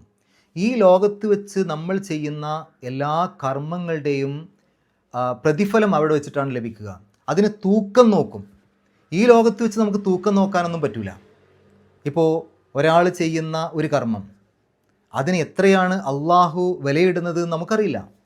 അത് അദ്ദേഹത്തിൻ്റെ തഖ്വയും അദ്ദേഹത്തിൻ്റെ നിയ്യത്തും എന്ത് ഉദ്ദേശത്തിലാണ് അത് ചെയ്തത്? മറ്റുള്ളവരെ കാണിക്കാൻ വേണ്ടിയിട്ടാണോ, അതോ നാളെ പരലോകത്ത് രക്ഷപ്പെടാൻ വേണ്ടിയിട്ടാണോ? ഏത് നിയ്യത്തോടു കൂടിയാണ് അത് ചെയ്തത്? എത്ര സൂക്ഷ്മതാബോധത്തോടു കൂടിയാണ് ചെയ്തത്? ഏത് അവസ്ഥയിലാണ് ചെയ്തത്? അവസ്ഥ എന്ന് പറഞ്ഞാൽ ചില സമയത്ത് നമ്മൾ വളരെയധികം സാമ്പത്തികമായിട്ടൊക്കെ പ്രയാസപ്പെട്ട് നിൽക്കുന്ന സമയത്ത് നമ്മൾ കൊടുക്കുന്ന ഒരു സാമ്പത്തിക സഹായവും, അതേസമയം നമ്മൾ നല്ല ധന്യതയിൽ ഒരുപാട് സ്വത്തൊക്കെയുള്ള സമയത്ത് നമ്മൾ കൊടുക്കുന്ന ആ ഒരു സാമ്പത്തിക സഹായവും ഒരേ അളവിലാവണമെന്നില്ല അള്ളാഹു അതിന് കണക്കിടുന്നത്. അതേപോലെ നല്ല പണക്കാരനായിട്ടുള്ള ഒരാൾ, അദ്ദേഹം ഒരു പക്ഷേ 1,00,000 രൂപ സാമ്പത്തിക സഹായം നൽകുന്നു. ഒരു പാവപ്പെട്ട ആൾ ഒരു പക്ഷേ അദ്ദേഹം ആകെ ഒരു 10 രൂപ അല്ലെങ്കിൽ ഒരു 100 രൂപ നൽകുന്നു. അള്ളാഹുവിൻ്റെ കണക്കിൽ ഒരു പക്ഷേ ഇത് രണ്ടും തുല്യമായിരിക്കാം. എങ്ങനെയാണ് അള്ളാഹു അതിന് തൂക്കം നോക്കുക എന്ന് നമുക്കറിയില്ല, അള്ളാഹു ആലം. ഏതായാലും നമ്മൾ ചെയ്യുന്ന എല്ലാ കർമ്മങ്ങൾക്കും അവിടെ തൂക്കമുണ്ടാവും. ഈ ലോകത്ത് വെച്ച് പല കർമ്മങ്ങളും നമുക്ക് ഒരുപക്ഷെ ഒരേപോലെ തോന്നിയേക്കാം. ഇപ്പോൾ ഒരു സ്വഫിൽ നിസ്കരിക്കുന്ന 20 പേരുണ്ടെങ്കിൽ ഒരാൾ ആ 20 പേരെയും നോക്കുമ്പോൾ എല്ലാവരും ഒരേപോലെയാണ് ചെയ്യുന്നത്. പക്ഷേ അള്ളാഹു തൂക്കം ഇടുന്നത് എല്ലാവർക്കും വ്യത്യസ്തമായിരിക്കാം. ഓരോരുത്തരുടെയും തഖ്വ അനുസരിച്ച്, ഓരോരുത്തരുടെയും നെയ്യത്തനുസരിച്ചൊക്കെയാണ് അള്ളാഹു അതിന് പ്രതിഫലം നൽകുക, അതിന് തൂക്കം നോക്കുക. അപ്പോൾ ഓരോ കർമ്മത്തിനും അള്ളാഹു തൂക്കമിടും. അത് എങ്ങനെയാണെന്നുള്ളത് നമുക്കറിയില്ല. ഇനി ഒരാൾ തന്നെ ഒരേ കർമ്മം വ്യത്യസ്ത സമയങ്ങളിൽ ചെയ്യുമ്പോൾ വ്യത്യസ്ത തൂക്കമായിരിക്കാം. ഇപ്പോൾ ഇന്ന് നമ്മൾ സുബഹി നിസ്കരിച്ചു, ഇനി ഇന്ന് നിസ്കരിച്ച സുബഹയുടെ ആ ഒരു പ്രതിഫലവും ഇന്നലെ നിസ്കരിച്ച സുബഹയുടെ പ്രതിഫലവും ഒരേ പ്രതിഫലം ആവണമെന്നില്ല. ആ സമയത്തുള്ള നമ്മുടെ നിയ്യത്ത്, ആ സമയത്തുള്ള നമ്മുടെ ഭക്തി, അതൊക്കെ അനുസരിച്ച് അള്ളാഹു അതിന് നമുക്ക് തരുന്ന പ്രതിഫലം മാറിയേക്കാം. അതുകൊണ്ട് അള്ളാഹു നമ്മൾ ചെയ്യുന്ന ഓരോ കർമ്മത്തിനും തൂക്കം ഇടും. എന്നിട്ട് ആരുടെ സൽക്കർമ്മങ്ങളുടെ തൂക്കമാണോ കൂടിയത്, ആരുടെ തുലാസുകളാണോ കനം കൂടിയത്, അമ്മാമൻ സഖുലത്ത് മവാസീനുഹു, ആർക്കാണോ അവരുടെ തുലാസുകൾ, അവരുടെ സൽക്കർമ്മങ്ങളുടെ തുലാസുകൾ, സൽക്കർമ്മങ്ങളുടെ തൂക്കങ്ങൾ കനം കൂടിയത്, ഫഹുവഫി ഐഷത്തി റാളിയ, അത്തരം ആളുകൾ, അവിടെ ഫഹുവ എന്ന് ഉപയോഗിക്കുമ്പോൾ അവൻ എന്ന് മാത്രമല്ല, അത്തരക്കാർ എന്നാണ് ഉദ്ദേശിക്കുന്നത്. അല്ലാതെ പുരുഷന്മാരെ ഉദ്ദേശിച്ച് ഹുവ എന്ന് പറഞ്ഞതല്ല. അത്തരക്കാർ, അങ്ങനെയുള്ള എല്ലാവരും അവർ ഐഷത്തി റാളിയ, ഏറ്റവും സംതൃപ്തമായ ഒരു ജീവിതത്തിലായിരിക്കും. എന്താണ് ഈ സംതൃപ്തമായ ജീവിതം? സ്വർഗം. കാരണം ആ സ്വർഗത്തിൽ എത്തിപ്പെട്ട് കഴിഞ്ഞാൽ അതൊരു സംതൃപ്തമായ ജീവിതമാണ്. അതിൻ്റെ അപ്പുറത്തേക്ക് എനിക്ക് തൃപ്തിയായില്ല, ഇനി മറ്റൊന്ന് വേണമെന്ന് ഒരാൾക്കും തോന്നില്ല. സംതൃപ്തിയുടെ ഏറ്റവും അവസാന ഭാഗമാണത്. അതിനേക്കാൾ അപ്പുറം ഒന്നില്ല. ഈ ലോകത്ത് നമ്മൾക്ക് കിട്ടുന്ന പലതും നമുക്ക് പൂർണ്ണമായ തൃപ്തിയുള്ള രൂപത്തിലല്ലല്ലോ. പല കാര്യങ്ങളിലും നമ്മൾ പൂർണ്ണമായ സംതൃപ്തരല്ലല്ലോ. ഇപ്പോൾ നമ്മുടെ ജോലി, എനിക്ക് ഈ ജോലി തന്നെ മതി, ഇതിനേക്കാൾ നല്ലൊരു ജോലി വേണ്ട എന്നാർക്കെങ്കിലും തോന്നുന്നുണ്ടോ? വളരെ അപൂർവമായിരിക്കും അല്ലേ? നമ്മുടെ കുടുംബജീവിതം, നമ്മുടെ ഇണ, ഇതൊക്കെ ഏറ്റവും സംതൃപ്തമായ രൂപത്തിലാണ്. ഇതിനേക്കാൾ മുന്തിയ മറ്റൊന്നില്ല എന്നുള്ള രൂപത്തിൽ നമുക്ക് തോന്നാറുണ്ടോ? വളരെ അപൂർവമായിരിക്കും. അതേപോലെ തന്നെ ഇവിടെയുള്ള സൗകര്യങ്ങൾ, നമ്മുടെ ആരോഗ്യം, എനിക്കിതുവരെ ഒരു രോഗവും വന്നിട്ടില്ല, ഞാൻ എൻ്റെ ഈ ഒരു ആരോഗ്യത്തിൽ പൂർണ്ണമായ സംതൃപ്തനാണ്, ഇനി എനിക്കൊരു രോഗം വരില്ല, അങ്ങനെയൊക്കെ നമുക്ക് ചിന്തിക്കാൻ പറ്റുമോ? ഇല്ല. അപ്പോൾ ഈ ലോകത്ത് നമ്മളുടെ പല കാര്യങ്ങളും ആശങ്കയിലാണ്, പൂർണ്ണമായ തൃപ്തിയുള്ള രൂപത്തിലല്ല ഉള്ളത്. നമ്മുടെ ഭംഗി, ഇതിനേക്കാളൊരു ഭംഗി വേണ്ട എന്ന രൂപത്തിൽ ചിന്തിക്കാറുണ്ടോ? എല്ലാവർക്കും അങ്ങനെ ചിന്തിക്കാൻ പറ്റുമോ? അപ്പോൾ ഈ ലോകത്ത് പല കാര്യങ്ങളിലും നമ്മൾ പൂർണ്ണമായ തൃപ്തരല്ല. എന്നാൽ സ്വർഗത്തിലെത്തിക്കഴിഞ്ഞാൽ അതിൻ്റെ അപ്പുറത്തേക്കൊരു വാക്കില്ല, അതിൻ്റെ അപ്പുറത്തേക്കൊരു അവസ്ഥയില്ല. എല്ലാ കാര്യങ്ങളിലും പൂർണ്ണമായ തൃപ്തി, ഇനി അതിൻ്റെ അപ്പുറത്തേക്കൊന്നില്ല. അതാണ് സംതൃപ്തമായ ജീവിതം, പൂർണ്ണമായ തൃപ്തി ലഭിക്കുന്ന ജീവിതം, ഈശത്തി റാളിയ. എന്നാൽ ഇതിൻ്റെ ഒരു മറുപുറമാണ് ഇനി പറയുന്നത്. വ അമ്മാമൻ ഹഫത്ത് മവാസീനു, ആർക്കാണോ അവരുടെ തുലാസുകൾ കനം കുറഞ്ഞത്, ആർക്കാണോ അവരുടെ തൂക്കങ്ങൾ, അവരുടെ കർമ്മങ്ങളുടെ തൂക്കങ്ങൾ കുറഞ്ഞു പോയത്, ആർക്കാണോ അവരുടെ സൽക്കർമ്മങ്ങളുടെ അളവുകൾ കുറഞ്ഞു പോയത്, അത്തരക്കാരുടെ സങ്കേതം അത് ഹാവിയ ആയിരിക്കും. എന്നിട്ട് എന്താണ് ഹാവിയ എന്ന് അള്ളാഹു തന്നെ അവിടെ പറഞ്ഞിരുന്നുണ്ട്. വമാ അദ്റാക മാഹിയ, അത് എന്താണ് എന്ന് നിനക്ക് എന്തറിയാം, അതിനെക്കുറിച്ച് നിനക്കറിയാമോ? നാറുൻ ഹാമിയ, അത് ഏറ്റവും കടുത്ത ചൂടുള്ള തീയാകുന്നു അത്. അപ്പോൾ തൂക്കങ്ങളുടെ അളവ് കുറഞ്ഞു പോയ ആളുകൾ, ഈ തൂക്കങ്ങളുടെ അളവ് കുറഞ്ഞു പോവുക എന്നുള്ളത് എങ്ങനെയാണ് സംഭവിക്കുക? ഒരുപക്ഷെ സൽക്കർമ്മങ്ങൾ കാര്യമായിട്ടൊന്നും ചെയ്യാത്ത ആളുകളുണ്ടാവും. അവർ കാര്യമായിട്ട് സൽക്കർമ്മങ്ങളൊന്നും ചെയ്തില്ല, അങ്ങനെ ജീവിച്ചു പോയി. ഈ ലോകത്ത് എല്ലാവിധ സുഖങ്ങളും അനുഭവിച്ച് അങ്ങനെ ജീവിച്ചു പോയി. ആ രൂപത്തിൽ സൽക്കർമ്മങ്ങൾ ചെയ്യാത്ത ആളുകൾ, സൽക്കർമ്മങ്ങളുടെ തൂക്കങ്ങളില്ലാത്ത ആളുകളുണ്ടാവും. രണ്ടാമത്തതൊന്ന്, സൽക്കർമ്മങ്ങളൊക്കെ കുറേ ചെയ്തിട്ടുണ്ട്, പക്ഷേ ഒന്നും ഒരു നല്ല ഗുണമേന്മയുള്ള രൂപത്തിൽ ചെയ്തില്ല. കുറേ ചെയ്തു, പക്ഷെ ഒന്നും ഒരു ഗുണമേന്മയുള്ള രൂപത്തിലല്ല ചെയ്തത്. എന്ന് പറഞ്ഞാൽ മറ്റുള്ള ആളുകളെ കാണിക്കാൻ വേണ്ടിയിട്ടും മറ്റ് പല ലക്ഷ്യങ്ങളോടുകൂടെയും ഒക്കെ ഒരു തക്കവയൊന്നും ഇല്ലാത്ത രൂപത്തിൽ അങ്ങനെ ചെയ്തു, പലതും ചെയ്തിട്ടുണ്ട്. പക്ഷെ അതൊന്നും ഏറ്റവും നല്ല രൂപത്തിലേക്കായില്ല, നല്ല ഗുണമേന്മയുള്ള രൂപത്തിലേക്കായില്ല. മൂന്നാമത്, ചില ആളുകളൊക്കെ ഒരുപാട് നല്ല കാര്യങ്ങൾ ചെയ്യും, പക്ഷെ അതോടൊപ്പം മറ്റുള്ള ആളുകളെക്കുറിച്ച് കുറ്റങ്ങളും കുറവുകളൊക്കെ പറഞ്ഞു നടക്കും. അപ്പോൾ അത്തരം ആളുകളുടെ ആ കുറ്റങ്ങളും കുറവുകളൊക്കെ പറഞ്ഞു നടക്കുന്ന ആളുകളുടെ ആ നല്ല സൽക്കർമ്മങ്ങളുടെ കൂലിയെടുത്തിട്ട്, അതിൻ്റെ പ്രതിഫലം എടുത്തിട്ട് അള്ളാഹു ആരെപ്പറ്റിയാണോ ഇദ്ദേഹം പറഞ്ഞത് അവർക്ക് നൽകും. അങ്ങനെ ഇവരുടെ ആ സൽക്കർമ്മങ്ങൾ നഷ്ടപ്പെടുന്ന അവസ്ഥ. ഈ രൂപത്തിലൊക്കെ നാളെ പരലോകത്തെത്തുമ്പോൾ നമ്മുടെ തുലാസുകളുടെ കനം കുറയാൻ സാധ്യതയുണ്ട്. അതുകൊണ്ട് അത് വളരെയധികം ശ്രദ്ധിക്കണം. നമ്മൾ ഏറ്റവും കൂടുതൽ ശ്രദ്ധിക്കേണ്ട ഒരു കാര്യം, ഒരുപാട് സൽക്കർമ്മങ്ങൾ ചെയ്യുന്നതിനേക്കാൾ ഏറ്റവും നല്ലത് ചെയ്യുന്നത് എത്ര കുറവാണെങ്കിലും അത് ഏറ്റവും നല്ല രൂപത്തിൽ ചെയ്യാം. നല്ല നെയ്യത്തോടു കൂടി ചെയ്യാം. നല്ല നെയ്യത്തോടു കൂടി ചെയ്യുക എന്ന് പറഞ്ഞാൽ അള്ളാഹുവിൻ്റെ അടുത്ത് നിന്നുള്ള പ്രതിഫലം മാത്രമായിരിക്കണം അതിൻ്റെ നെയ്യത്ത്. അതുപോലെ ആ ചെയ്യുന്നത് നല്ല ഭക്തിയിൽ ചെയ്യുക, മറ്റുള്ളവരെ കാണിക്കാൻ വേണ്ടിയിട്ടൊന്നുമല്ല, നല്ല രൂപത്തിൽ അത് ചെയ്യുക. പിന്നെ ആ ചെയ്യുന്ന കാര്യം, അതിൻ്റെ കൂലി, അതിൻ്റെ പ്രതിഫലം നഷ്ടപ്പെടാതെ കാത്തു സൂക്ഷിക്കുക. എന്ന് പറഞ്ഞാൽ അത് ചെയ്തതിന് ശേഷം പിന്നെ അതിൻ്റെ കൂലി മറ്റുള്ളവർക്ക് പോവാത്ത രൂപത്തിൽ മറ്റുള്ളവരെക്കുറിച്ച് കുറ്റം പറയുക, അങ്ങനെയുള്ള കാര്യങ്ങളിലൊന്നും ഏർപ്പെടാതിരിക്കുക. അതുപോലെ തന്നെ ആ ചെയ്യുന്ന ആ കാര്യം അത് നമ്മുടെ ജീവിതത്തിൽ പകർത്താൻ വേണ്ടി ശ്രമിക്കുക. ഈ രൂപത്തിൽ ചെയ്യുകയാണെങ്കിൽ നമുക്ക് നമ്മൾ ചെയ്യുന്നതിൻ്റെ കൂലി നഷ്ടപ്പെടില്ല. അപ്പോൾ ആ രൂപത്തിൽ നമ്മൾ സൽക്കർമ്മങ്ങൾ ചെയ്യുക. അല്ല എങ്കിൽ നാളെ പരലോകത്തെത്തുമ്പോൾ നമ്മുടെ തുലാസുകളുടെ കനം കുറഞ്ഞേക്കാം. അങ്ങനെ തുലാസുകൾ, ആരുടെ തുലാസുകളാണോ കനം കുറഞ്ഞത്, ആരുടെ കർമ്മങ്ങളാണോ തൂക്കം കുറഞ്ഞു പോയത്, അത്തരം ആളുകൾക്ക് അള്ളാഹു ഹാവിയ ആണ് ഒരുക്കി വെച്ചത്. എന്താണ് ഹാവിയ? അത് നാറുൻ ഹാമിയാണ്. ഏറ്റവും കടുത്ത ചൂടുള്ള നരകമാണ് അത്. ഏറ്റവും കടുത്ത ചൂടുള്ള തീയാണ് അത്. ഇവിടെ ഹാവിയ എന്ന് പറയുമ്പോൾ ആഴമേറിയത് എന്നാണ് ശരിക്കും അവിടെ വാക്കർത്ഥം വെച്ച് നോക്കുകയാണെങ്കിൽ. ആഴമേറിയത് എന്നുള്ളത് നരകത്തെയാണ് സൂചിപ്പിക്കുന്നത്. അവിടെ നരകത്തിൻ്റെ ആഴത്തെക്കുറിച്ച് ഒരു ഹദീസിൽ വന്നത്, നബി സല്ലല്ലാഹു അലൈഹി വസല്ലമയും സ്വഹാബികളും കൂടെ ഇരിക്കുമ്പോൾ ഒരു ശബ്ദം കേട്ട സമയത്ത് അതിനെക്കുറിച്ച് സ്വഹാബികൾക്ക് പറഞ്ഞു കൊടുക്കുന്നുണ്ട്. 70 കൊല്ലം മുമ്പ് താഴേക്ക് പതിച്ച, നരകത്തിലേക്ക് പതിച്ച ഒരു കല്ല്, അത് ആ 70 കൊല്ലങ്ങൾക്ക് ശേഷം ആ താഴെ പതിക്കുന്ന ശബ്ദമാണ് കേട്ടത് എന്ന് പറഞ്ഞാൽ അത്രയധികം ആഴമുണ്ട്. അത്രയും ആഴത്തിൽ തീയാണ്, കൊടും ചൂടുള്ള തീ. അപ്പോൾ ആ ഒരു നരകത്തിലേക്കാണ് ഈ തരത്തിൽ അള്ളാഹുവിൻ്റെ മാർഗത്തിൽ ധിക്കാരം പ്രവർത്തിച്ച് ജീവിച്ച ആളുകൾക്ക് പോകേണ്ടി വരിക. ഇനി നമുക്ക് ഈ ആയത്തുകളിൽ വന്ന പാരായണ നിയമങ്ങൾ നോക്കാം. അൽ ഖാരിയ, അൽ ഖാരിയത്തു എന്നാണ് അവിടെ. അവസാനത്തിൽ ഹാത്ത ഉണ്ട്. ഹാത്ത എന്നുള്ളതിന് ശരിക്ക് ത മർബൂത്ത എന്നാണ് പറയേണ്ടത്.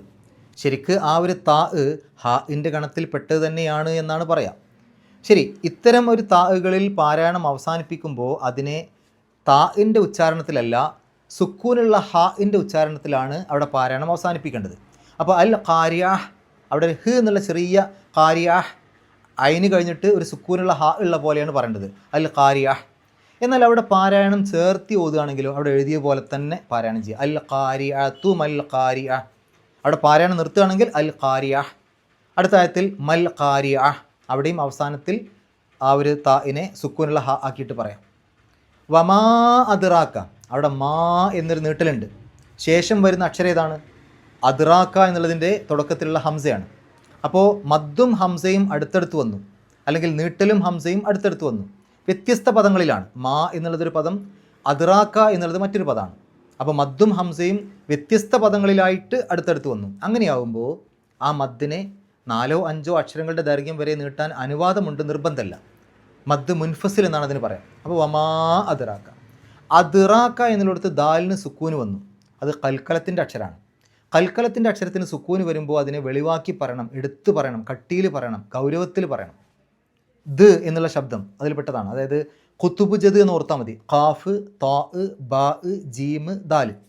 ഈ 5 അക്ഷരങ്ങളിൽ ഏത് അക്ഷരത്തിന് സുക്കൂന് വന്നാലും അതിനെടുത്ത് പറയണം, ഗൗരവത്തിൽ പറയണം. അപ്പോൾ അദ്റാക്ക, ദ് എന്നുള്ള ശബ്ദം പുറത്തേക്ക് കേൾക്കണം.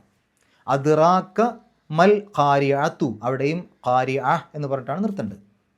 അടുത്ത ആയത്ത് യൗമ യകൂനുന്നാസു, നൂനിൻ്റെ ശബ്ദ് മണിക്കുക. കൽ ഫറാഷിൽ മബ്സൂസ്, അവസാനത്തെ ആ സാഇന് സുക്കൂനിട്ടിട്ട് നിർത്തുക അവിടെ പാരായണം നിർത്തുമ്പോൾ. അപ്പോൾ അതിൻ്റെ തൊട്ട് മുമ്പുള്ള നീട്ടൽ 6 അക്ഷരത്തിൻ്റെ ദൈർഘ്യം വരെ വേണമെങ്കിൽ നീട്ടാൻ അനുവാദമുണ്ട്. അത് മദ് ആരിലായിട്ട് മാറും. മബ്സൂസ് വ തകൂനുൽ ജിബാലു കൽ യഹ്നിൽ മൻഫൂഷ്. അവിടെ മൻഫൂഷ് എന്ന് പറയുമ്പോൾ ഫാഇൻ്റെ മുമ്പ് സുക്കൂനുള്ള നൂന് വന്നു. ഫാഇൻ്റെ മുമ്പ് സുക്കൂനുള്ള നൂന് വന്നാൽ അതിനെ ഇഖ്ഫാ ചെയ്യണം, മറച്ച് വെച്ചുകൊണ്ട് മണിക്കണം, അവ്യക്തമാക്കി മണിക്കണം. അപ്പോൾ മൻ എന്ന് പറയില്ല, മൻഫൂഷ്. അവസാനത്തെ ഷീനിന് സുക്കൂനിട്ടിട്ട് നിർത്തുക.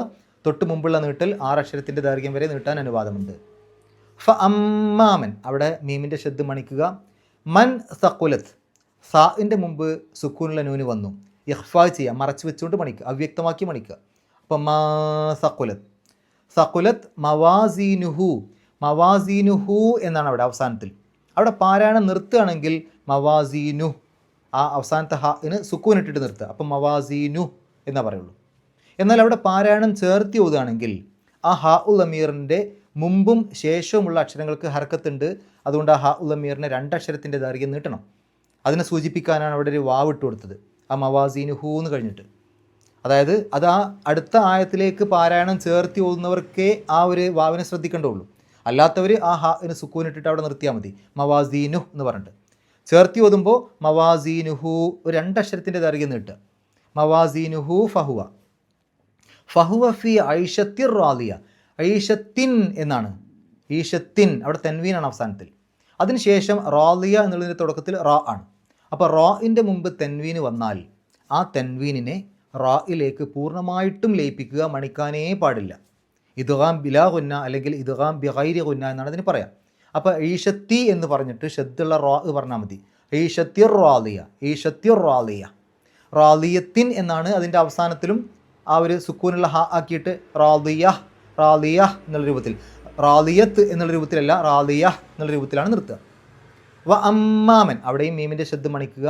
മൻ ഹഫത്ത്, അവിടെ ഹാഇൻ്റെ മുമ്പാണ് സുക്കൂനുള്ള നൂന് വന്നത്, അതിനെ ഇൽഹാർ ചെയ്യുക, വെളിവാക്കി പറയാം. എൻ എന്നുള്ള ശബ്ദം പുറത്തേക്ക് കേൾക്കണം. അപ്പം മൻ ഹഫത്ത്. ഈ ഇൽഹാറിൻ്റെ സന്ദർഭങ്ങളിൽ മാത്രം സുക്കൂനുള്ള നൂന് എഴുതുമ്പോൾ ആ നൂനിൻ്റെ പുള്ളിക്ക് പുറമേ ആ സുക്കൂനിൻ്റെ അടയാളം ഉണ്ടാവും. ഇൽഹാർ അല്ലാത്ത മറ്റെല്ലാ സന്ദർഭങ്ങളിലും ആ നൂനിൻ്റെ ഒരു പുള്ളി മാത്രമേ ഉണ്ടാവുള്ളൂ. അപ്പോൾ ഇവിടെ ഇൽഹാറാണ്. മൻ ഹഫത്ത് മവാസീനുഹു, നേരത്തെ ഹാ ഉലമീറിൻ്റെ കാര്യം പറഞ്ഞ പോലെ തന്നെയാണ് ഇവിടെ. അവിടെ പാരായണം നിർത്തുകയാണെങ്കിൽ മവാസീനു എന്ന് പറഞ്ഞിട്ട് ഹാഇന് സുക്കൂനിട്ട് നിർത്തുക. നിർത്താതെ ഓതുകയാണെങ്കിൽ അടുത്ത ആയത്തിലേക്ക് ചേർത്തി ഓതുകയാണെങ്കിൽ ആ ഹാ ഉലമീറിൻ്റെ മുമ്പും ശേഷവുമുള്ള അക്ഷരങ്ങൾക്ക് ഹർക്കത്തുള്ളത് കൊണ്ട് അതിന് 2 അക്ഷരത്തിൻ്റെ ദൈർഘ്യം നീട്ടണം. അതിനെ സൂചിപ്പിക്കാനാണ് അവിടെ വാവ്. മവാസീനുഹു ഫ ഉമ്മുഹു, ഫ ഉമ്മുഹു മീമിൻ്റെ ശബ്ദ് മണിക്കുക. ഉമ്മുഹു എന്നുള്ളിടത്ത് ഹാ ഉലമീർ വന്നു. ആ ഹാ ഉലമീറിൻ്റെ മുമ്പും ശേഷവുമുള്ള അക്ഷരങ്ങൾക്ക് ഹർക്കത്തുള്ളത് കൊണ്ട് അതിന് 2 അക്ഷരത്തിൻ്റെ ദൈർഘ്യം നീട്ടുക. അതുകൊണ്ട് ഫ ഉമ്മുഹു ഹാവിയ, ഹാവിയത്തുൻ എന്നാണ്. പക്ഷേ ഹാവിയ എന്ന് പറഞ്ഞിട്ട് അവസാനത്തെ ആ താഇന് സുക്കൂനുള്ള ഹ ആണെന്ന് വിചാരിച്ച് ആ രൂപത്തിൽ ഉച്ചാരണം കൊടുത്ത് നിർത്തുക. വമാ അദ്റാക്ക, ഇതിനി പറയണ്ടല്ലോ. ആ മാ എന്നുള്ളതിനെ 4-5 അക്ഷരങ്ങളുടെ ദൈർഘ്യം വരെ നീട്ടാൻ അനുവാദമുണ്ട്. മദ് മുൻഫസിലാണ്. അദ്റാക്ക, ദാലിൻ്റെ സുക്കൂൻ എടുത്ത് പറയണം, കൽക്കലത്തിൻ്റെ അക്ഷരമാണ്. മാഹിയ, അവിടെ നോക്കൂ നിങ്ങൾ, ശരിക്കും മാഹിയ എന്നെഴുതാൻ, ഹിയ എന്നെഴുതാൻ ഹാ യാ മാത്രം മതിയായിരുന്നു. പക്ഷേ ഹിയ എന്നുള്ളതിൻ്റെ ശേഷം പിന്നൊരു സുക്കൂനുള്ള ഹ അവിടെ കൊടുത്തിട്ടുണ്ട്. അതെന്തുകൊണ്ടാണ്? അത് ബാക്കിയുള്ള ആയത്തുകളുമായിട്ട് ഒരേ ഉച്ചാരണം വരാൻ വേണ്ടിയിട്ടാണ്. ഇനി അവിടെ ആ ഒരു അവസാനത്തെ സുക്കൂനുള്ള ഹ അവിടെ ഇല്ല എന്ന് വിചാരിക്കുക. അങ്ങനെയാണെങ്കിൽ എങ്ങനെയായിരിക്കും നമ്മൾ അവിടെ ഓതുക? മാഹി എന്നാണ് ഓതുക അല്ലേ? അവസാനത്തിലൊരു യാ ഉണ്ടാവും. അപ്പോൾ മാഹി എന്ന് പറഞ്ഞിട്ടാണ് അവിടെ നിർത്തുക. അപ്പോൾ നമ്മൾ ബാക്കിയുള്ള ആയത്തൊക്കെ ഒന്ന് ഓതി നോക്കുമ്പോൾ ഫ ഉമ്മുഹു ഹാവിയ വമാ അദ്റാക മാഹി നാറുൻ ഹാമിയ, ബാക്കി എല്ലാ ആയത്തും ഏകദേശം ഒരേപോലെ, ഈ ഒരു ആയത്ത് മാത്രം വേറിട്ട് നിൽക്കും. അപ്പോൾ ബാക്കിയുള്ള ആയത്തുകളുടെ അതേപോലെ തന്നെ അതേ ശൈലിയിലേക്ക് എത്താൻ അതിൻ്റെ അവസാനത്തിൽ ഒരു അധികരിച്ച സായിദയായിട്ടുള്ള ഹാഇനെ കൊടുത്തതാണ്. അപ്പോൾ ഓതുമ്പോൾ ഹാവിയ എന്ന് ഓതുന്ന പോലെ തന്നെ മാഹിയ, ഹാമിയ ഒക്കെ ഒരേ ഉച്ചാരണം വരും. അപ്പോൾ ഇവിടെ മാഹിയ. ഇനി ആ ഒരു ഹാഇനെ ഉച്ചരിക്കുന്ന കാര്യത്തിൽ 2 വ്യത്യസ്ത അഭിപ്രായങ്ങളുണ്ട്. ഒന്ന്, അടുത്ത ആയത്തിലേക്ക് ചേർത്തി ഓതുമ്പോൾ അവിടെ ആ ഹാഇനെ, സുക്കൂനുള്ള ഹാഇനെ ഉച്ചരിക്കണം എന്നും ഉച്ചരിക്കേണ്ടതില്ല എന്നും രണ്ട് അഭിപ്രായങ്ങളുണ്ട്. അപ്പോൾ ഉച്ചരിക്കേണ്ട എന്ന് പറയുമ്പോൾ വമാ അദ്റാക മാഹിയ നാറുൻ അങ്ങനെ പോയാൽ മതി. ഉച്ചരിക്കണം എന്ന് പറയുമ്പോൾ വമാ അദ്റാക മാഹിയ, ആ മാഹിയ ഒരു ഹ് എന്നുള്ള ശബ്ദം വരണം, എന്നിട്ട് നാറുൻ. അപ്പോൾ മാഹിയ നാറുൻ ഹമി, അങ്ങനെ ആ രൂപത്തിൽ. അപ്പോൾ ആ സുക്കൂനുള്ള ഹാഇനെ ഉച്ചരിച്ചിട്ടാണ് അടുത്ത ആയത്തിലേക്ക് പോകേണ്ടത്, അതല്ല ഉച്ചരിക്കാതെയാണ് അടുത്ത ആയത്തിലേക്ക് പോകേണ്ടത്. രണ്ട് അഭിപ്രായങ്ങളുണ്ട്. രണ്ട് രൂപത്തിലും പാരായണം ചെയ്യാം. അവിടെ പാരായണം നിർത്തുമ്പോൾ മാഹിയ ആ എഴുതിയ പോലെ തന്നെ ആ സുക്കൂനുള്ള ഹാഇന് ഹ് എന്നുള്ള രൂപത്തിൽ ചെറിയൊരു ഹ് എന്നുള്ള ശബ്ദം മാത്രം കേൾപ്പിക്കുക, എന്നിട്ട് മാഹിയ. നാറുൻ ഹാമിയ, നാറുൻ അവിടെ റാഇന് തെൻവീനാണ്, അതിനുശേഷം ഹ ആണ്. ഹാഇൻ്റെ മുമ്പ് തെൻവീന് വന്നാൽ ആ തെൻവീനിനെ ഇൽഹാർ ചെയ്യണം, വെളിവാക്കി പറയണം. അത്തരം സന്ദർഭങ്ങളിൽ തെൻവീൻ എഴുതുമ്പോൾ, ഈ ലംബ് തെൻവീൻ എഴുതുമ്പോൾ രണ്ട് കൊളുത്ത്, ഒരു കൊളുത്ത് അങ്ങോട്ടും ഒരു കൊളുത്ത് ഇങ്ങോട്ടും ഇട്ടിട്ടുണ്ടാവും. അല്ലെങ്കിൽ മറ്റൊരു രൂപം, ഒരു വലിയ കൊളുത്തിൻ്റെ ഉള്ളിൽ ഒരു ചെറിയ കൊളുത്തിട്ടുണ്ടാവും. ആ രണ്ട് രൂപത്തിലാണ് സാധാരണഗതിയിൽ ഇൽഹാറിൻ്റെ സമയത്ത് ഈ ലംബ് തെൻവീൻ എഴുതുക. അല്ലാത്ത സന്ദർഭങ്ങളിലൊക്കെ രണ്ട് കൊളുത്തുകൾ വേറെ വേറെ എഴുതിയിട്ടുണ്ടാവും. ഇനി ഫത്ത് തൻവീനും കസ്ർ തൻവീനും ആണെങ്കിൽ ഇൽഹാറിൻ്റെ സന്ദർഭങ്ങളിൽ രണ്ട് തൻവീനുകളുടെ വരകൾ ഒന്നൊന്നിൻ്റെ താഴെ ആയിരിക്കും ഉണ്ടാവുക. അല്ലാത്ത സന്ദർഭങ്ങളിൽ രണ്ട് വരകളും കുറച്ച് തെറ്റിച്ചിട്ടാണ് ഉണ്ടാവുക. ഇനി ഹാമിയ എന്നുള്ളതിൻ്റെ അവസാനത്തിൽ അവിടെ ഹാമിയത്തുൻ എന്നാണ്, അവിടെയും ഹാമിയ സുക്കൂനുള്ള ഹ ആക്കിയിട്ട് ഉച്ചരിക്കുക. നമുക്ക് ഈ സൂറത്തിൻ്റെ പാരായണം കേൾക്കാം, ശേഷം ഗ്രാമർ പറയാം. അഊദു ബില്ലാഹി മിനശ് ശൈത്വാനിർ റജീം.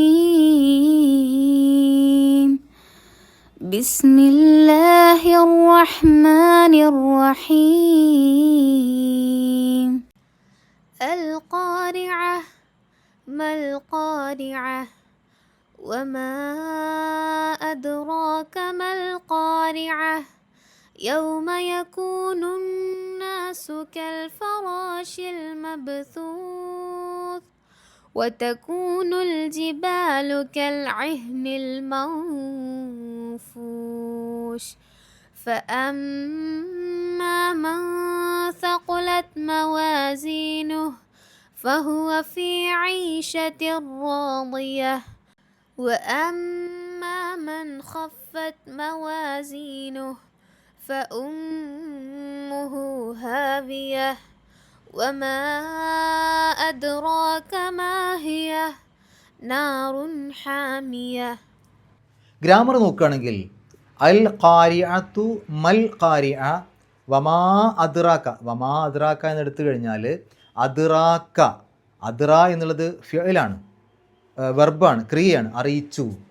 ഖ നിന്നെ അല്ലെങ്കിൽ താങ്കളെ, അത് നബി സല്ലല്ലാഹു അലൈഹി വസല്ലമയോടാണ് ആദ്യം പറയുന്നത് എങ്കിലും പിന്നീട് അത് എല്ലാവർക്കും ബാധകമാണല്ലോ, നമ്മളോട് എല്ലാവരോടുള്ള ചോദ്യമാണത്. ആദ്യമായിട്ട് അള്ളാഹു അത് പറയുന്നത് പ്രവാചകൻ സല്ലല്ലാഹു അലൈഹി വസല്ലമയോടാണെങ്കിലും പിന്നീട് അത് എല്ലാവർക്കുമുള്ള ചോദ്യമാണ്. ശരി, അപ്പോൾ അവിടെ അദ്റാക, ആ ക എന്നുള്ളത് മഫ്ഊലുൻ ബിഹിയാണ്, അല്ലെങ്കിൽ ഒബ്ജക്റ്റാണ്, അല്ലെങ്കിൽ കർമ്മമാണ്. ഇനി അവിടെ എന്താണ് ഫായില്? ഫായിൽ എന്നുള്ളത് അവിടെ ഒളിഞ്ഞു കിടക്കുകയാണ്. ഹുവ അവൻ, അതായത് അള്ളാഹു എന്താണ് നിന്നെ അറിയിച്ചത് എന്നാണ്. അപ്പോൾ അതുകൊണ്ട് ആ ഒരു ഹുവ എന്നുള്ളത് അവിടെ ഫായിൽ ഒളിഞ്ഞു കിടക്കുകയാണ്. മൽ ഖാരിഅ, ആ മൽ ഖാരിഅ എന്നുള്ളത് മഫ്ഊലുൻ ബിഹിയാണ്. യൗമ യക്കൂനു, യൗമ എന്നുള്ളത് ലർഫ് സമാനാണ്, ഒരു കാലത്തെ സൂചിപ്പിക്കുന്ന പദം, ഒരു സമയത്തെ സൂചിപ്പിക്കുന്ന പദം, അതിനെയാണ് ലർഫ് സമാൻ എന്ന് പറയും. ഒരു സ്ഥലത്തെ അല്ലെങ്കിൽ ഒരു സ്ഥാനത്തെ സൂചിപ്പിക്കുന്ന പദത്തെ ലർഫ് മെക്കാൻ എന്ന് പറയും. ഇപ്പോൾ തഹ്ത, ഫൗഖ, ബൈന അതൊക്കെ ലർഫ് മെക്കാനാണ്, ഒരു സ്ഥാനത്തെ സൂചിപ്പിക്കുന്ന പദമാണ്. ഇപ്പോൾ ഇവിടെ യൗമ അത് ഒരു സമയത്തെ, ഒരു കാലത്തെ സൂചിപ്പിക്കുന്ന പദമാണ്, അതുകൊണ്ട് ലർഫ് സമാൻ എന്ന് പറയും. യക്കൂനു നാസു, കാന യക്കൂനൊക്കെ വരുമ്പോൾ കാന എന്തിനെ പറ്റിയാണോ പറയുന്നത്, അല്ലെങ്കിൽ യക്കൂന് എന്തിനെ പറ്റിയാണോ പറയുന്നത്, അത് കാനയുടെ ഇസ്മ അല്ലെങ്കിൽ യക്കൂനിൻ്റെ ഇസ്മ എന്ന് പറയും. ഇവിടെ യക്കൂനു നാസു, അപ്പോൾ ആ നാസ് എന്നുള്ള പദം യക്കൂനു എന്നുള്ളതിൻ്റെ ഇസ്മാണ്, അതായത് ആ യക്കൂനു എന്നുള്ളത് ആ നാസിനെ കുറിച്ചാണ് പറയുന്നത്. അതുകൊണ്ട് യക്കൂനു എന്നുള്ളതിൻ്റെ ഇസ്മാണ് നാസ് എന്നുള്ളത്. അങ്ങനെ കാനയുടെ അല്ലെങ്കിൽ യക്കൂനുൻ്റെയൊക്കെ ഇസ്മായിട്ട് വരുന്ന പദങ്ങൾക്ക് അതിന് റഫ് ആണ് കിട്ടുക. കാന മുഅല്ലിമുൻ എന്നാ പറയാം. സാധാരണ ലംബ് തൻവീൻ കൊണ്ടോ ലംബ് കൊണ്ടാണ് സൂചിപ്പിക്കുക. അപ്പോൾ ഇവിടെ യക്കൂനു നാസു, അവിടെ അവസാനത്തിൽ നാസു ലംബ് വരാനുള്ള കാരണം, റഫ് കിട്ടാനുള്ള കാരണം അത് ഈ യക്കൂനു എന്നുള്ളതിൻ്റെ ഇസ്മായതുകൊണ്ടാണ്. ഇനി അതിൻ്റെ ഖബർ എന്നുള്ളത് കൽ ഫറാഷ് എന്നുള്ളതാണ് അതിൻ്റെ ഖബർ. സാധാരണ യക്കൂനുവിൻ്റെ ഖബറിന് നെസ്ബ് എന്നാണ് പറയുക. ഇവിടെ ഒന്നിച്ചൊരു പദപ്രയോഗം ആയതുകൊണ്ട് അതിന് വേറൊന്നും ചെയ്യാനൊന്നും പറ്റില്ല. ഇനി കൽ ഫറാഷി, ക എന്നുള്ളത് ഹർഫ് ജറാണ്. കാക്ക് ശേഷം വരുന്ന ഇസ്മുകൾക്ക് ജറ് കിട്ടും. സാധാരണ കെസർ കൊണ്ടോ കെസർ തൻവീൻ കൊണ്ടോ, അതുകൊണ്ടാണ് കൽ ഫറാഷി എന്ന് അവസാനത്തിൽ കെസറിട്ട് എഴുതിയത്. ഇനി ആ ഫറാഷ് എന്നുള്ളതിനെ വിശേഷിപ്പിക്കുന്ന പദമാണ് മബ്സൂസ് എന്നുള്ളത്. ഫറാഷ് പാറ്റുകൾ, എങ്ങനെയുള്ള പാറ്റുകൾ? മബ്സൂസ് ചിന്നിച്ചിതറിയ. അപ്പോൾ ആ ചിന്നിച്ചിതറിയ എന്നുള്ളത് ആ പാറ്റുകളുടെ ഒരു വിശേഷണമാണ്.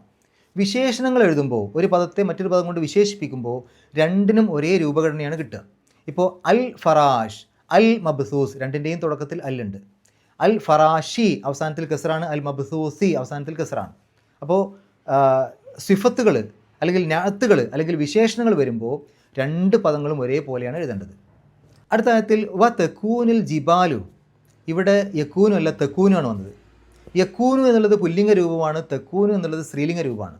നേരത്തെ എന്തുകൊണ്ട് യക്കൂനു ആയി? അത് നാസിനെ കുറിച്ചാണ് പറഞ്ഞത്. ഇവിടെ എന്തുകൊണ്ട് തെക്കൂനു ആയി? ഇവിടെ ജിബാലിനെ കുറിച്ചാണ് പറഞ്ഞത്. ജിബാൽ എന്നുള്ളത് സ്ത്രീലിംഗാണ്, നാസ് എന്നുള്ളത് പുല്ലിംഗാണ്. അപ്പോൾ ജിബാൽ, ജബൽ എന്നുള്ളതിൻ്റെ ബഹുവചനമാണല്ലോ. ഈ ബുദ്ധിയില്ലാത്ത സാധനങ്ങളുടെ ബഹുവചനങ്ങൾ സാധാരണഗതിയിൽ അറബിയിൽ സ്ത്രീലിംഗമായിട്ടാണ് പരിഗണിക്കുക. ഇപ്പോൾ ജബൽ എന്നുള്ളത് ബുദ്ധിയില്ലാത്തൊരു സാധനമാണ്, അതിൻ്റെ ബഹുവചനം ജിബാൽ, അപ്പോൾ അതിനെ സ്ത്രീലിംഗമായിട്ടാണ് പരിഗണിക്കുക. അപ്പോൾ ജിബാൽ സ്ത്രീലിംഗം ആയതുകൊണ്ടാണ് തെക്കൂനു എന്ന് ഉപയോഗിച്ചത്, അല്ലെങ്കിൽ യക്കൂനു മതിയായിരുന്നു. ശരി, ഇനി മറ്റൊരു കാര്യം, ഈ തെക്കൂനു യക്കൂനു എന്നൊക്കെ വരുമ്പോൾ അതിൻ്റെ ഇസ്മ ഏതാണ്? ഇവിടെ നേരത്തെ യക്കൂനുൻ്റെ ഇസ്മ നാസ് പറഞ്ഞില്ലേ, അതേപോലെ ഇവിടെ തെക്കൂനുൻ്റെ ഇസ്മ ജിബാലാണ്. അതുകൊണ്ടാണ് ജിബാലു എന്ന് റഫിൻ്റെ രൂപത്തിൽ എഴുതിയത്. അവസാനം ലമ്മിട്ടത് റഫ് കൊടുക്കാൻ വേണ്ടിയിട്ടാണ്. കെൽ യഹിനിൽ, അവിടെ നേരത്തെ പറഞ്ഞ പോലെ തന്നെ ക എന്നുള്ളത് ഹർഫ് ജറാണ്, അതുകൊണ്ടാണ് യഹിനി എന്ന് വന്നത്. അൽ മൻഫൂഷ്, ആ യഹിൻ എന്നുള്ളതിനെ വിശേഷിപ്പിക്കുന്ന പദമാണ് മൻഫൂഷ്. രണ്ടിനും ഒരേ രൂപം കിട്ടിയിട്ടുണ്ടാവും, സിഫത്താണ്. എങ്ങനെയുള്ള രോമം? അൽ മൻഫൂഷ്, കടഞ്ഞെടുത്ത രോമം. അതുകൊണ്ട് അൽ ഇഹിൻ തുടക്കത്തിൽ അലിഫ്ലാമുണ്ട്, അൽ മൻഫൂഷ് അവിടെയും തുടക്കത്തിൽ അലിഫ്ലാമുണ്ട്. ഇനി അൽ അഹിൻ എന്നുള്ള പദത്തിന് ജറാണ് കിട്ടിയിട്ടുള്ളത്, അതായത് അതിൻ്റെ അവസാനത്തിൽ കെസർ കൊണ്ട് സൂചിപ്പിച്ചിട്ടുണ്ടല്ലോ. അതേപോലെ മൻഫൂഷ് എന്നുള്ള പദത്തിനും ജറാണ് കിട്ടിയിട്ടുള്ളത്, അതിൻ്റെയും അവസാനത്തിൽ കെസറാണ്. ഫ അമ്മാമൻ സഖുലത്ത് മവാസീനുഹു, ആരുടെ തുലാസുകളാണോ കനം തൂങ്ങിയത്. അവിടെ മൻ, ആരുടേതാണോ, അവിടെ ഒരു ഷർത്തിൻ്റെ മന്ന് വന്നു. അങ്ങനെ വരുമ്പോൾ അതിൻ്റെ ഒരു മറുപടി ഉണ്ടെങ്കിൽ ആ മറുപടിയുടെ തുടക്കത്തിൽ ഒരു ഫാ കൊടുക്കും. അങ്ങനെ ഫാ കൊടുക്കുമ്പോൾ അതിനെ ഫാ ഉൽ വാഖിയ എന്നാണ് പറയുക. അപ്പോൾ ഇവിടെ ഫഹുവ ഫി ഐഷത്തി റാദിയൻ്റെ തുടക്കത്തിലുള്ള ഫാ ഉൽ വാഖിയാണ്. അതായത് ആരുടെ തുലാസുകളാണോ കനം തൂങ്ങിയത് അവർക്ക് എന്ത് സംഭവിക്കും? ഫഹുവ ഫി ഐഷത്തി റാദിയ, അവർ ആ ഒരു നല്ല ജീവിതത്തിലായിരിക്കും, അല്ലെങ്കിൽ സംതൃപ്തമായ ജീവിതത്തിലായിരിക്കും. ഇനി എന്തുകൊണ്ട് സഖുല എന്ന് ഉപയോഗിക്കാതെ സഖുലത്ത് എന്ന് ഉപയോഗിച്ചു? അതിൻ്റെ ഉത്തരം ഇപ്പോൾ നിങ്ങൾക്ക് തന്നെ അറിയണ്ടാവും. അതാ എന്തിനെക്കുറിച്ചാണ് പറഞ്ഞത്? മവാസീനുഹു, മവാസീനെ കുറിച്ചാണ് പറഞ്ഞത്, തുലാസുകൾ.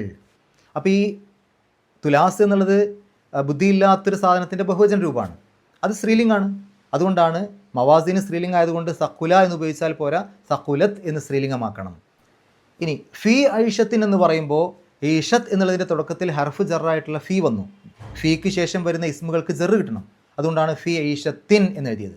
ആ ഈഷത്ത് എന്നുള്ള പദത്തെ വിശേഷിപ്പിക്കുന്ന പദമാണ് റാദിയ. അതുകൊണ്ട് രണ്ടും ഒരേ രൂപത്തിൽ എഴുതിയിട്ടുണ്ടാവും. ആ ഈഷത്തിൻ്റെ സിഫത്ത് അല്ലെങ്കിൽ നാഅത്ത് അല്ലെങ്കിൽ വിശേഷണമാണ് റാദിയ. ഈഷത്തിൻ, റാദിയത്തിൻ, രണ്ടിൻ്റെയും തുടക്കത്തിൽ അലിഫ്ലാമില്ല, രണ്ടിൻ്റെയും അവസാനത്തിൽ കസ്ർ തൻവീനാണ്, അല്ലെങ്കിൽ രണ്ടിനും ജറ് കിട്ടിയ അവസ്ഥയിലാണുള്ളത്. വ അമ്മാമൻ ഖഫത്ത് മവാസീനുഹു, അവിടെയും ഒരു മന്ന് വന്നു, ഷർത്തിന് വേണ്ടിയിട്ടുള്ള അല്ലെങ്കിൽ നിബന്ധനയ്ക്ക് വേണ്ടിയിട്ടുള്ള മന്ന് വന്നു. അപ്പോൾ അതിനുശേഷം പിന്നീട് അതിൻ്റെ ഒരു ജവാബായിക്കൊണ്ട്, അതിൻ്റെ ഒരു ഉത്തരമായിക്കൊണ്ട് വരുന്ന ഭാഗത്ത് ഒരു ഫാ ഉണ്ടെങ്കിൽ ആ ഫാഇനെ ഫാ ഉൽ വാഖിയ എന്ന് പറയും. അപ്പോൾ ഇവിടെ വ അമ്മാമൻ ഖഫത്ത് മവാസീനുഹു ഫ ഉമ്മുഹു ഹാവിയ, അപ്പോൾ അവിടെ വന്ന ആ ഫാ അത് ഫാ ഉൽ വാഖിയാണ്. ഇനി ഖഫത്ത് എന്തുകൊണ്ട് അവസാനത്തിലൊരു താ ഉള്ള രൂപത്തിൽ എഴുതി, ഖഫ എന്ന് എഴുതാതെ? അതിൻ്റെ കാരണം ഖഫത്ത് അത് സ്ത്രീലിംഗാക്കാൻ വേണ്ടിയിട്ടാണ്. മവാസീൻ എന്നുള്ളത് സ്ത്രീലിംഗാണ്, അതുകൊണ്ടാണ് ഖഫത്ത് എന്നെഴുതിയത്. നേരത്തെ സഖുലത്ത് മവാസീൻ എന്ന് പറഞ്ഞില്ലേ, അതുപോലെ തന്നെ മവാസീൻ സ്ത്രീലിംഗം ആയതുകൊണ്ട് ഖഫ എന്ന് എഴുതാൻ പറ്റില്ല, ഖഫത്ത് എന്ന് എഴുതണം. സഖുല എന്നുള്ളതിന് പകരം സഖുലത്ത് എന്നെഴുതിയതുപോലെ. ഫ ഉമ്മുഹു ഹാവിയ വമാ അദ്റാക മാഹിയ നാറുൻ ഹാമിയ, നാറുൻ എന്നുള്ളതിൻ്റെ വിശേഷണമാണ്, അതിൻ്റെ സിഫത്താണ്, അതിൻ്റെ നാത്താണ് ഹാമിയ എന്നുള്ളത്. അതുകൊണ്ട് രണ്ടും ഒരേ രൂപത്തിൽ എഴുതിയിട്ടുണ്ടാവും, നാറുൻ ഹാമിയത്തുൻ. രണ്ടിൻ്റെയും മുമ്പിൽ അലിഫ്ലാമില്ല, രണ്ടിൻ്റെയും അവസാനത്തിൽ ലമ്മ് തൻവീനാണ്, അതായത് രണ്ടിനും റഫ് കിട്ടിയ രൂപത്തിലാണുള്ളത്. മാത്രമല്ല നാറുൻ എന്നുള്ളത് സ്ത്രീലിംഗമാണ്, അതുകൊണ്ട് ഹാമിയത്തുൻ അതിനെയും സ്ത്രീലിംഗമാക്കി എഴുതിയിട്ടുണ്ട്. ഇത്രയും കാര്യങ്ങളാണ് ഈ ഒരു സൂറത്തിൽ നിന്ന് നമ്മൾ മനസ്സിലാക്കേണ്ടത്. അള്ളാഹു പരിശുദ്ധ ഖുർആൻ ഏറ്റവും നല്ല രൂപത്തിൽ പഠിക്കുവാനും അത് ജീവിതത്തിൽ പകർത്തുവാനും കഴിവിൻ്റെ പരമാവധി മറ്റുള്ള ആളുകൾക്ക് എത്തിച്ചു കൊടുക്കുവാനുമുള്ള സന്മനസ്സും തൗഫീക്കും സൗഭാഗ്യവും നമുക്ക് ഏവർക്കും പ്രദാനം ചെയ്യുമാറാകട്ടെ. വാഹൃദവാൻ അൽഹംദുലില്ലാഹി റബ്ബിൽ ആലമീൻ. അസ്സലാമു അലൈക്കും വറഹ്മത്തുള്ളാഹി.